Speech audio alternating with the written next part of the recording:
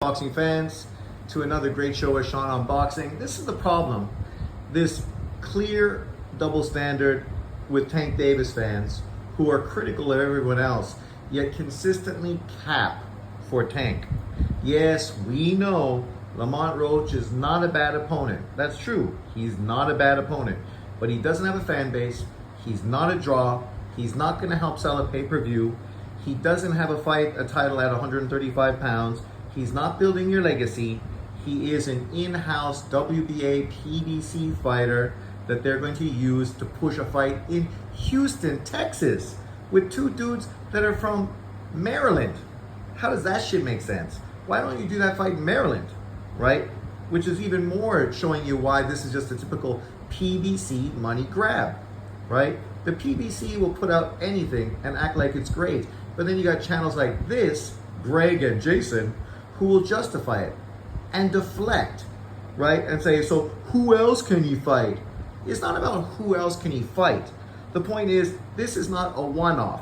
This is not a circumstance where, oh, you know, he needs to fight this guy because unfortunately there's nobody else available at this time. No. This shit's been going on for fucking years. And that's where there's a kickback from boxing fans. If this was a one-off, people would give him a pass. People would say, yeah, you've been fighting this dude, this dude, this dude. That's cool. Kind of like you do with Canelo Alvarez, right? You give him a pass because he's fought historically great Hall of Fame fighters. Tank Davis hasn't. He never fought a world champion from 135 pounds. He never unified at 130, 135, right? There's been plenty of big names in and around his weight classes for fucking years now. Haney, Lopez, Loma, right? Now Shakur and others. And he hasn't fought any of them. Any. And that's the problem. Because other fighters get heavily criticized because of who they're not fighting. Yet Tank Davis has this fan base of PBC fanboys, because that's what they are. You know, the same dudes that fucking went to bat for Errol Spence, right? Will be critical of Bud Crawford and everybody else that's not a black fighter, all to cap and fucking try to save Tank Davis' face, right? And we understand circumstances. Now, of course, Lomachenko ducked, right? That's what Jason's gonna say. But yet, you ignore the fact that since 2016, Tank Davis has blatantly ducked Lomachenko, right?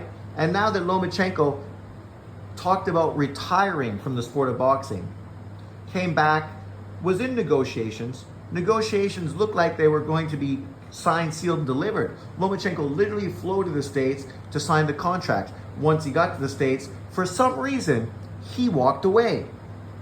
So, but people want to ignore that and not ask questions. Why would Lomachenko walk away after months of negotiation and a contract being set, yet when he goes to sign the contract, somehow something doesn't resonate for him, so he walks away from it and says, I'm going to fight in 2025. This is the same thing Bud Crawford did to Errol Spence when he was being fucked around by the PBC and Errol Spence back then. It was a smart decision for Bud Crawford. It's a smart decision for Lomachenko. Lomachenko don't need Tank Davis. His resume and his career, his legacy is fucking sealed. Tank Davis is the one who's trying to build a legacy, or is he just trying to fill his pockets with bullshit pay-per-views from the PBC? Because that's what it looks like. Let's listen to these guys. So he's off the books. And people, if you fought Devin right now and knocked Devin out, they say, you know, they say, well, Devin was damaged. He needed a step-up fight. He needed a tune-up fight. Question is, why didn't he fight Devin Haney when Devin Haney was at 135 pounds? Right? That's the question you need to ask yourself. Because at this point, Devin Haney don't need Tank Davis. He already got a Ryan Garcia rematch that's going to pay him just as much, if not more money, probably more money than he'd make to fight Tank Davis. Right? He fought Lomachenko for undisputed unification. Right? He's done big fights. He fought Ryan Garcia the first fight and now is basically guaranteed a rematch. And if he wins that fight, he's still got Tio at the weight class for him as well. The question is, what's Tank Davis going to do? If Lomachenko retires, there's only one other big name available at 135, and that's Shakur Stevenson. Yet, was that fight ever on the table? They could have did that. We knew that Shakur was out of contract with Top Rank and was a free agent. If Tank Davis is the A-side, the question is, why isn't he acting like a fucking A-side and making fights happen? You look at Canelo Alvarez, people are hypercritical of him, yet when he wants to make a fight, guess what happens? A fight gets fucking made, right? There's no ifs, ands, or buts. Oh, he doesn't have an opponent. Oh, who's he gonna fight? Oh, I don't know. He gotta fight this guy because there's nobody else. No. He fights who he wants to fight when he wants to fight them. Tank Davis is the face of American boxing and an A-side, so how come the same doesn't fucking hang true for him, right? So Devin's off the board. Tio's in litigation with Top Rank. He's even trying to see if he can even fight this year. He was off the board. So I mean, off the board, but did Tank Davis make an offer? Right? They could have worked with Top Rank. They could have made an offer. They could have made an offer that you can't refuse. Kind of like Canelo paying $10 million to Caleb Plant. Right? But did they? Right? It's always somebody else. It's always a victim mentality. It's not me. It's not my fighter. It's everybody else. Why they hate on Tank? Tank didn't do nothing. Tank's okay. Tank didn't do nothing wrong. And I like Tank. But let's keep that same fucking energy. Tank Davis fighting Lamont Roach is a fine fight. It's decent. It's not great. It's nothing that's going to resonate with the fans. It ain't going to sell fucking big pay-per-view numbers. Even with David Benavidez fighting fucking what's-his-face in the undercard. That shit don't mean anything. It ain't going to sell. You got 2 pay-per-views this year from Tank Davis against 2 okay opponents, with David Benavidez on the undercard fighting 2 okay opponents. And then you want to act like somehow you're giving us something. Yet you're not. Because none of those pay-per-views and none of those fights are what boxing fans were asking for. Personally, I would say probably around that's actually at his weight class, but it's not even ranked in the WBA, is Raymond Mortal. Well, Raymond just had a fight with Tevin Farmer where he arguably possibly lost or had a draw with him. So that's not something, but at least Lamont Roach is coming off of that same Tevin Farmer that Tank Davis ducked at 130 pounds for unification. And you say, oh, this Lamont Roach is coming off of a victory. He's coming off a victory of beating a guy who was brought up to 135, got knocked out, and then went back down to 130 to defend his title. Didn't get a fucking a stay busy fight. Didn't get to bounce back after a knockout loss. Had to fight Lamont Roach, his mandatory, because that's how the WBA runs, right? You know, and then he won a split decision against that guy only because he dropped him in the last round. Otherwise, he would have lost that fight. The same dude that got easily outbeat by fucking Jamal Herring, a guy that was dominated and destroyed by Shakur Stevens. Let's just put this in context about what level this guy is at. He got no chance against Tank Davis. Everybody knows it. Paying $90 to watch it is a no fucking bueno. No one's going to pay for it because nobody's that interested in it. Is it fine for Tank Davis to stay busy and fight 2 times this year? Sure it is. But the fact is the PBC is trying to fucking force pay-per-views down boxing fans' throats for fucking less than exciting products, right? If you went to the department store, you wouldn't buy this shit because it ain't worth it, right? It doesn't mean you can't sell it, but I ain't fucking paying for it. I ain't buying it, and neither is anybody else. Win 2 wins really last year and then this year, and coming off a common opponent with Hector Garcia. He beat Hector Garcia for the belt that Tank whooped up on Hector Garcia last year. So put that in context. He beat a guy that just got knocked out by Tank Davis, and he barely beat him by split decision. So somehow that makes this a great fight? Really? Oh, okay. Because historically, I remember when fighting guys coming off of losses devalued and discredited those victories, right? You remember those days when that used to happen? Or is that just depending on how dark of a shade of skin a particular fighter is, because otherwise it don't matter, right?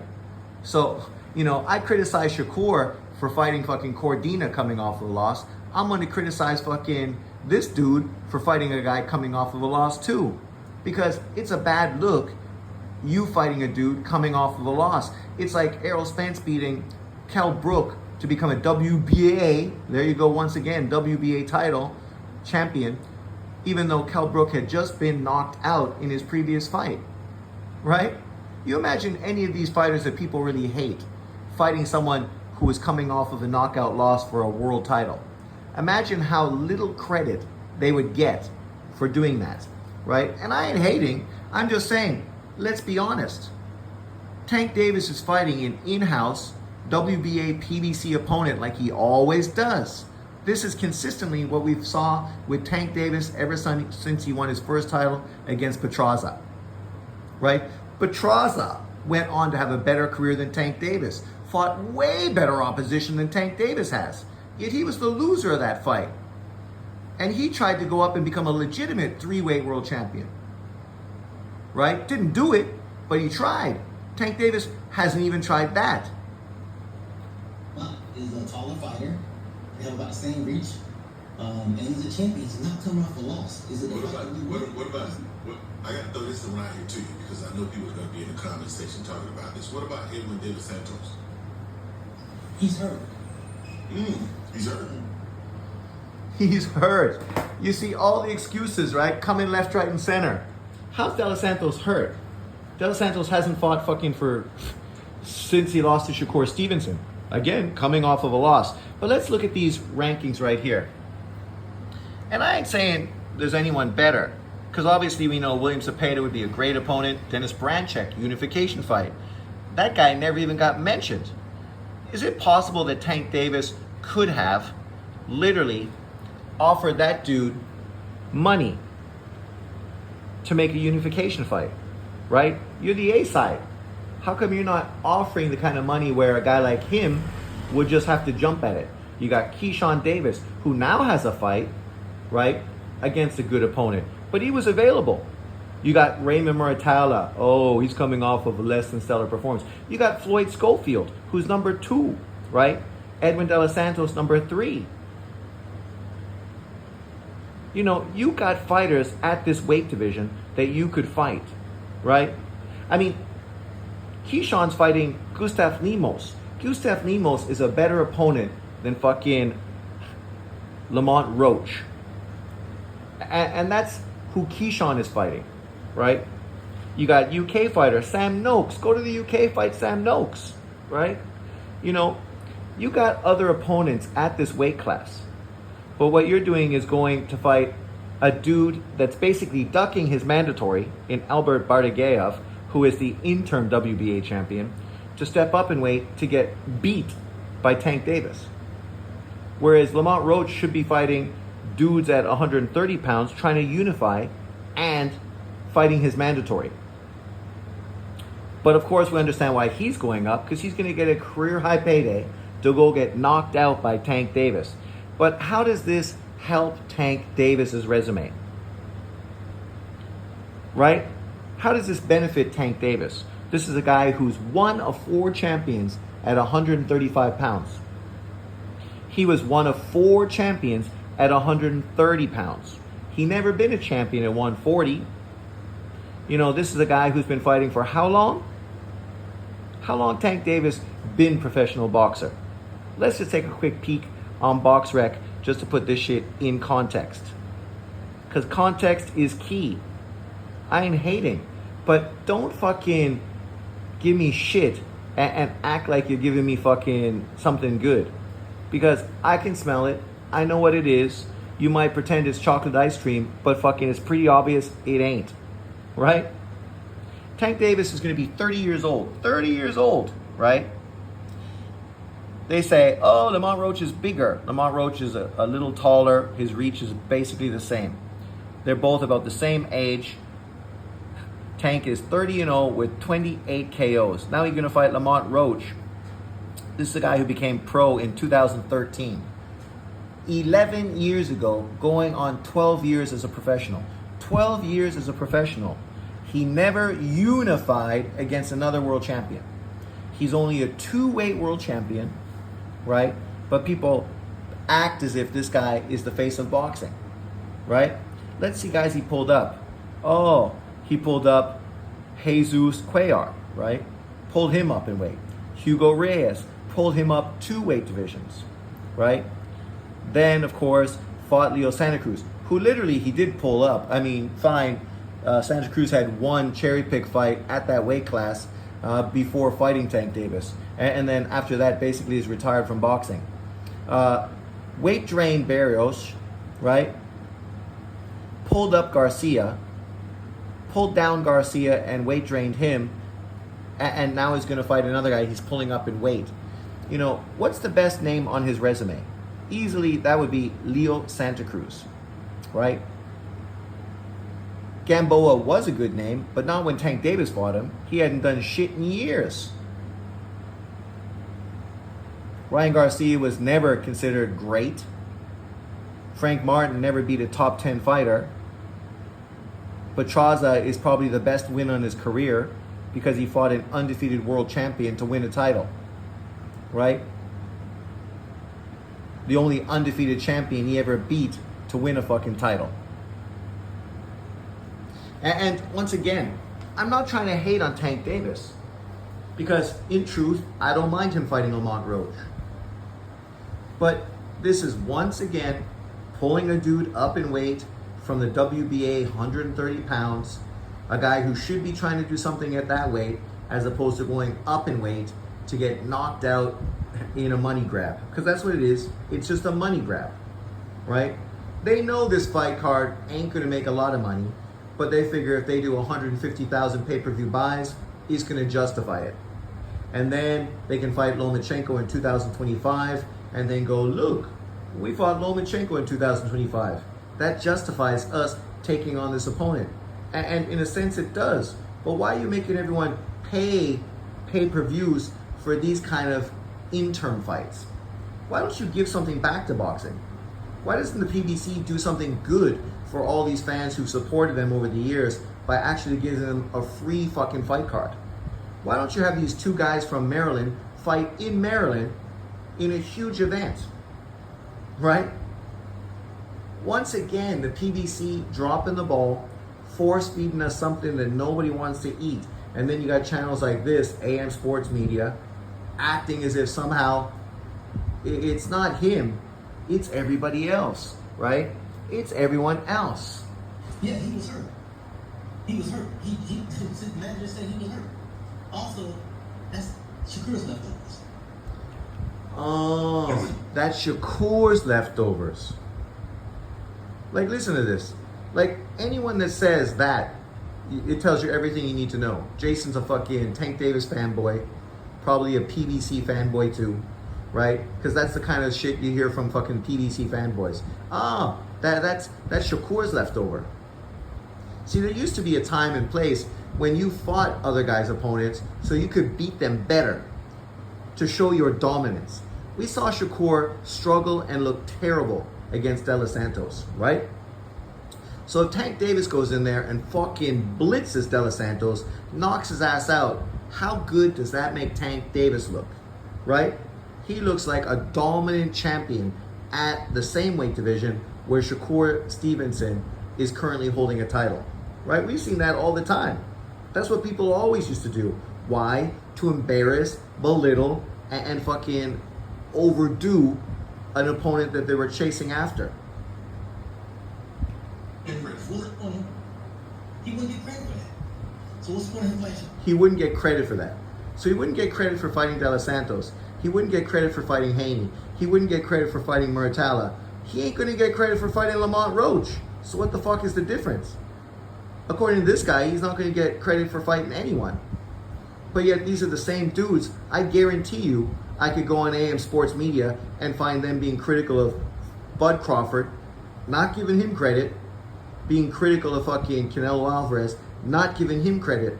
So these dudes don't give credit, but they expect credit for fucking less than exciting performances and fights, right? This is the double standard hypocrisy we find in the sport of boxing day in and day out, consistently. Cool. I mean, fighting Evan Santos. None.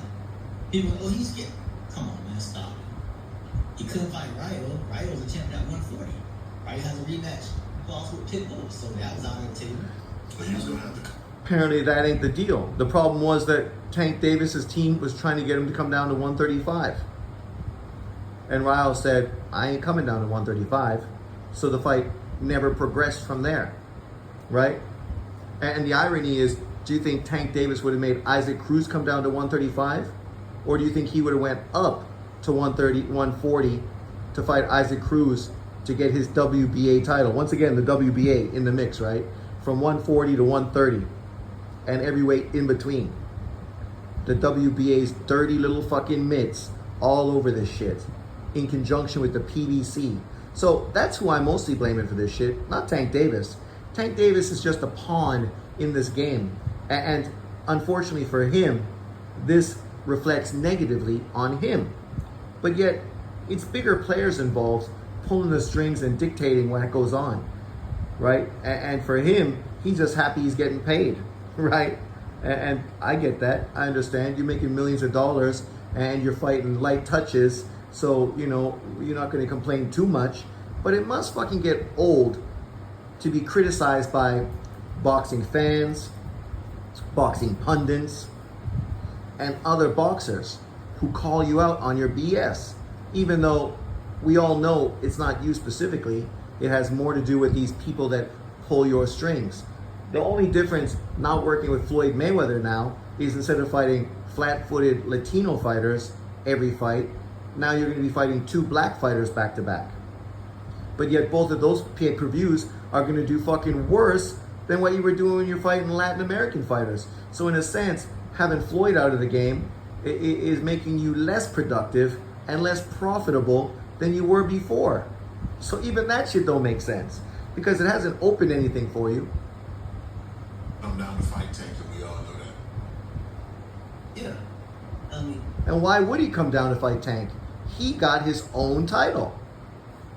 Why would fucking Ryo go down to 135 to fight Tank Davis when currently he's a champion at 140 pounds?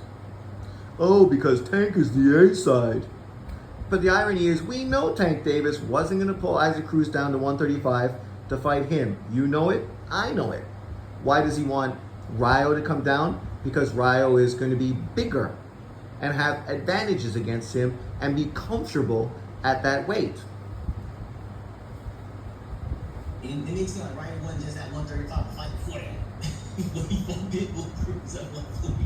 Isn't that amazing? All of a sudden now Tank is draining Ryo, who only moved up to 40 to face Pitbull, who was also just at... Listen to these guys.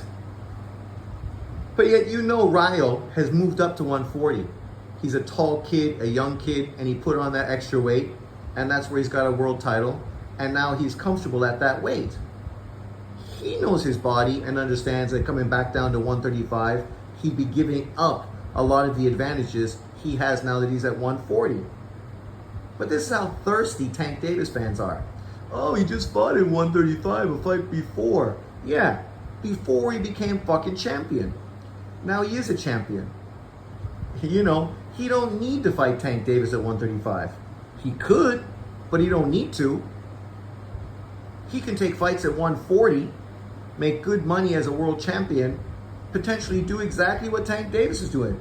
Cherry pick fucking in-house opponents and, you know, get paid. At 35. But not only that, so if Tank were to go to 140, The irony is, isn't De Los Santos the guy that literally knocked out Ryo? So if you beat De Los Santos, Shakur's leftover, you're beating a guy that already beat fucking Ryo. You don't get the title at 140, which obviously these Tank Davis fans would love, because then they could say Tank Davis is a 3-way champion. They say that already, even though it's not true. it's okay for Tank to go up. But when Tank brings someone up, he pulling some little guy up. So if Tank goes at 140, is he not being Oh, listen to that. So, if Tank goes up, is that okay? It's okay if Tank goes up?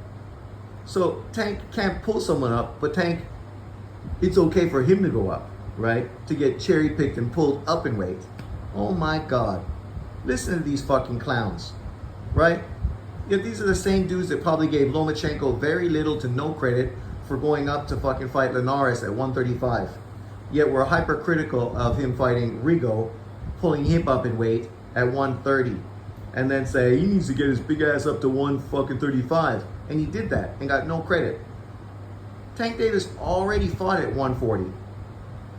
And we know, guarantee he was gonna fight fucking Isaac Cruz on pay-per-view for Isaac Cruz's 140-pound WBA title.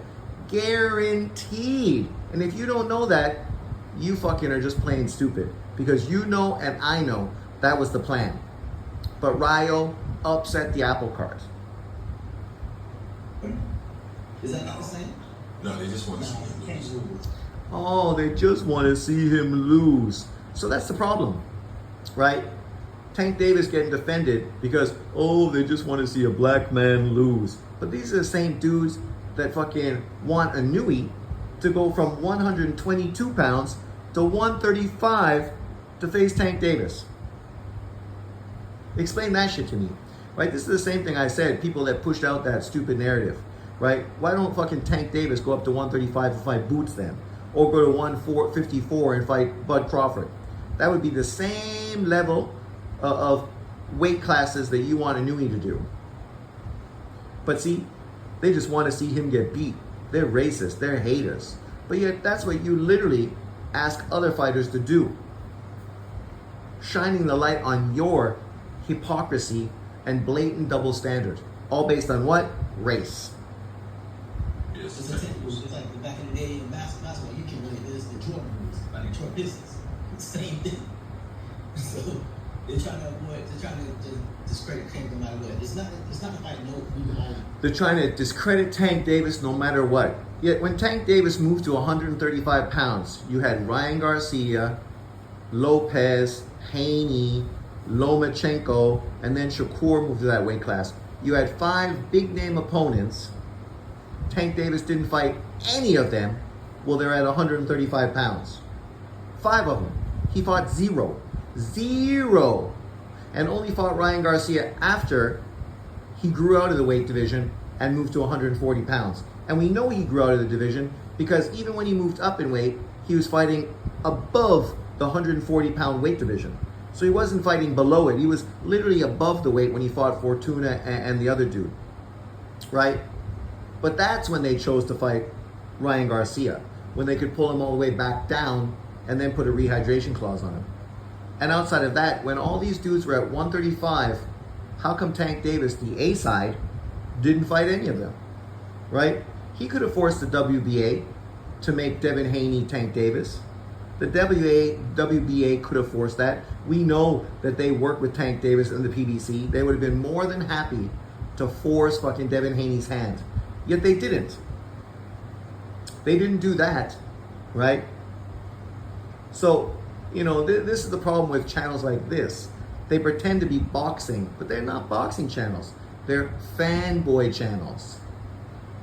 The fight we wanted, we thought we were getting was the Loma fight. Then we like, okay, maybe we get Shakur. Oh, that's the fight we wanted. That's the fight we hope we're getting. Well, in reality, you should have always been chasing the fucking Shakur fight because we knew he was leaving his contract with Top Rank and was a free agent. So that was the time, just like when Bud Crawford was a free agent from Top Rank, when Errol Spence and PBC could jump in and get him, right? That was the same opportunity the PBC and Tank Davis had to get Shakur, but they didn't. And now when he signs a deal with DAZN, now they go, oh, he don't really want to fight Tank Davis. He just signed a fight deal with DAZN, meaning he's like blatantly ducking Tank Davis. Well, where was the big offer, career fucking money, to get him when he was a free agent, right? This is what people are not going to talk about. They won't address that because it's always somebody else's fault. It's never Tank. It's always the other guy. But that fell off. Now it's scrambling because Tank needs to be active. Mm-hmm. So this is the next best thing. The dude is a champion. Lamont versus champion. He's from DC. He's from DC, so he got all of that whole little area over there going at it. I think that'll be a good one. Yeah. They're both from DC. Yet the fight's happening in Houston, Texas. Explain to me how that makes any sense at all. Because what they're trying to do is do what? Pull in the Mexican American fucking fan base. Right? That's why they're going to have Benavidez on that undercard, as well as other Latin American fighters. So they're literally trying to sell a fight between two dudes from DC in Houston, Texas, by pushing fucking the Mexican American fan base. As far as the local, and then bring it in. Plus, people say Tank is for urban culture, so this is perfect for that. But again, it's not. Tank is for the culture. See, again, that's such a load of bullshit when people say this stuff, man. For the culture. Yet, in his whole career, he only fought. This is only the second black fighter he's faced, right? Black American guy. And both of those fights came out of necessity, not because he wanted them. Because if he wanted a black American fighter, he would have already fought Devin Haney, and he would have been fighting Shakur Stevenson right now. Fights that the culture would have been supporting. Fights the culture would have been fucking rabid for, right? But yet the culture don't want him to fight those fights because he might lose to the slick fucking boxer. The fight we all want it. That's the fight we're going to get right now. And hopefully, 2025, we hopefully see Tank in there with either Shakur, Long, Zepeda, Tio, Devin. We'll get some of those fights next year because they're all on this list. I think he's going to... But how are we going to get fights with him fighting Tio and Haney? Because you just said, he's not going up to 140. Because why does he need to go up to 140? So what do you want? Haney and Lopez to come down to 135? Man, make this shit make sense, right? Like, the honest truth is, if he was fighting Lamont Roach and this shit was just on regular fucking TV, free, no pay-per-view, boxing fans would be like, oh, okay. It's kind of like back in the day when world champions took on stay busy opponents and they didn't defend their world title against those fighters. They were just 10-round fights. They were what they were. Stay busy fights for a dude that wanted to make sure he got in the gym, in the ring, made some cash, stayed sharp, stayed busy, waiting for big fights to come forward. If Tank Davis would fight Lamont Roach in a free, non-pay-per-view fight card, fans would be like, yeah, I'm down. This is cool. It's a solid fight. No problem with this, right? And that's the truth. The problem is people aren't happy with this because this is another shit opponent on pay-per-view in a career of shit opponents on pay-per-view. But let me know in the comment section what you think. Thanks for watching. I know people are going to say, oh, it's racism, hating on Tank Davis. What do you mean racism, hating on Tank Davis? Literally, black American boxing fans are saying the exact same thing I'm saying. Go look at the fucking LDBC. They're saying the exact fucking same thing. So are they racist?